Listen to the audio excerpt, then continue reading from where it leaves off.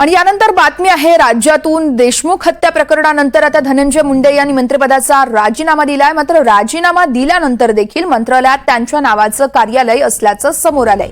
या संदर्भात करुणा मुंडे यांनी ट्विट करत सवाल उपस्थित केलाय। राजीनामा स्वीकारला त्यानंतरही मंत्री म्हणून पाठी कशासाठी आहे? अजितदादा लोकांना मूर्ख समजतायत का, असा सवाल करुणा मुंडेंनी उपस्थित केलाय।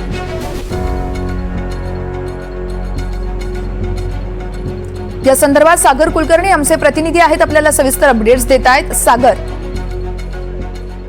वर्षा, धनंजय मुंडे यांच्या मंत्रिपदाच्या राजीनाम्यानंतर सुद्धा त्यांची जी नावाची पाटी आहे ती मंत्रालयात त्यांच्या पूर्वीच्या दालनामध्ये अद्यापही आहे।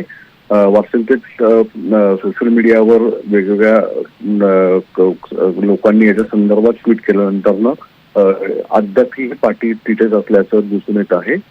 याबाबत वास्तविक सार्वजनिक बांधकाम विभागाच्या अंतर्गत हे सगळे मंत्रालयातली दालनं आहेत, त्याचे रिनोव्हेशन असेल, त्याच्यामध्ये नामफलकाची पाटी असेल, हे सगळे विषय येतात।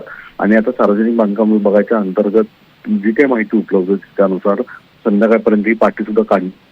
पण मुद्दा उपस्थित राहतोय की तो म्हणजे मुळात मंत्रिपदाचा राजीनामा होऊन जवळपास आता 2 ते 3 महिने होत आहेत, तरी देखील धनंजय मुंडे यांच्या नावाच्या दालन आणि त्यांच्या नावाची पाटी अद्याप कशी काय ठेवली गेलेली आहे त्याची। निश्चितच सागर, त्यामुळे आता संध्याकाळपर्यंत ही पाटी हटवली जाते का हे बघणं महत्त्वाचं आहे। खूप खूप धन्यवाद तुम्ही दिलेल्या माहितीसाठी।